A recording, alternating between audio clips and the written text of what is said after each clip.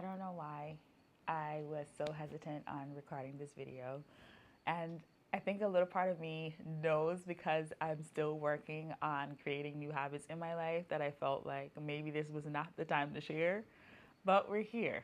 Let's talk about how some habits are hard to break up with. So let's think about a habit like the background playlist of our lives, except some songs are on repeat and they need to be skipped. One of the things I've noticed is that some habits have served us. They've kept us comfortable. They've worked for that time and that season of our life.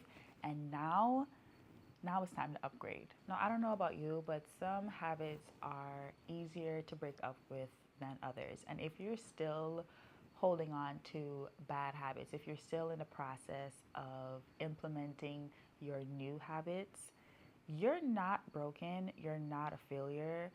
This just shows that we're all human. The way that I like to look at it is that these are opportunities for us to improve. These are opportunities for us to still grow.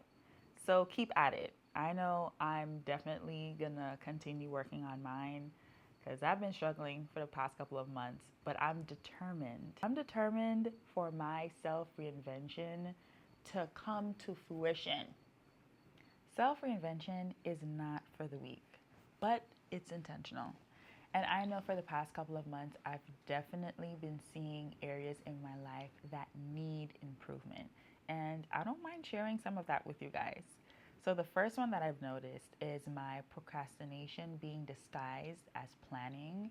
I've had such a hard time in the past. It's become a lot easier now, but in the past, I've had such a hard time with just the execution part of a particular task or project. And really, when I sat down and thought about things and evaluated everything surrounding that habit, it's more about not wanting to fail or more about not wanting to look stupid. And this really became a thing for me when I started content creation this year. I would often consume content and just love the different influencers that align with my values and my way of thinking. And I decided to take a try at it this year. Boy, I don't know what I thought it was going to be, but the way that I had so much self doubt, the way that I planned every reel and barely executed it because I just froze in this planning stage irked me. And I really had to swap the habit of procrastination and that planning phase into doing. Do the small parts of what the task requires until it's done. And I'm gonna learn as I'm doing. And the beauty of the learning process is found in the doing. And that is a habit that I'm still pushing forward with, even right now. Like, I've probably taken 4 or 5 takes just to get this thought out because I'm overthinking or I'm believing that what I'm going to say is going to be so messed up or not a complete thought. And I just decided, you know what? I'm just going to continue filming till we get it right. Another habit that I'm working on letting go of is doom scrolling. Yes, I've noticed for the last couple of months that I have been scrolling nonstop and it's been ridiculous. And you know what's weird is that I'm thinking that I'm coming on social media, whether it's Instagram or TikTok, for like, 10, 15 minutes. Next thing you know, I'm on there for an hour, sometimes 3 hours. I know it's bad. It's bad. And I just decided this needs to change because it's not helping me. It's doing more harm than it is any good.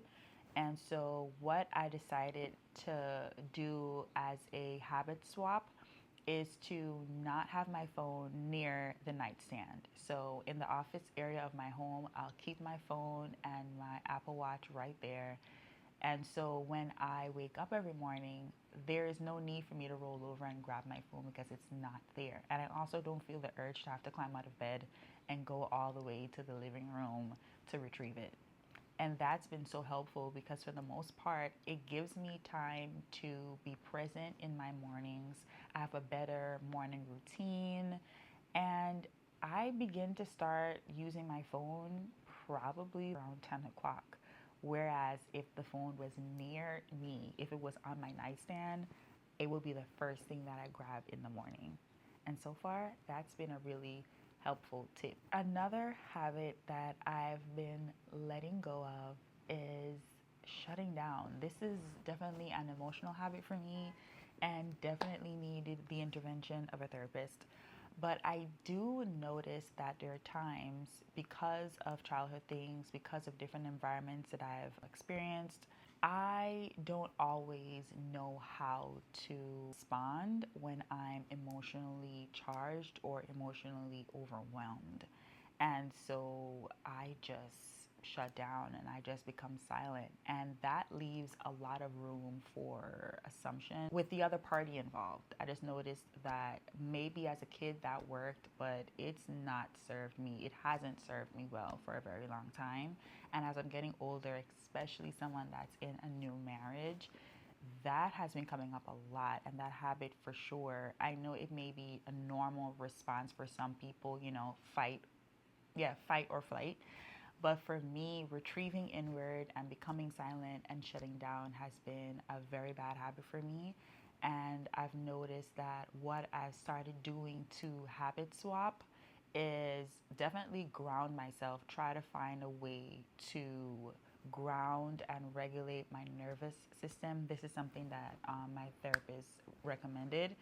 And I go through a series of tools that helps me to be calm and then allows me to articulate what the problem is and then respond in a way that is obviously appropriate and not shut down.